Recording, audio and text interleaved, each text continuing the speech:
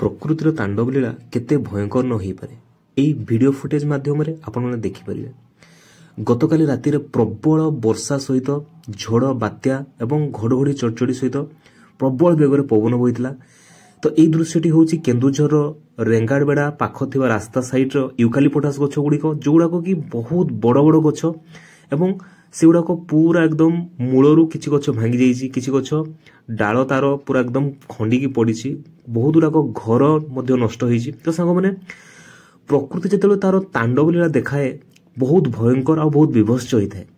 तो एबे जो मात्रा रे खरा होउची बा जो मात्रा रे गरम होउची ताहा प्रकृतिर गोटे इंडिकेशन, गोटे से हमको संकेत दउची जे आगो को पूरा भयंकर परिणाम होबो, भयंकर स्थिति उपजिबो।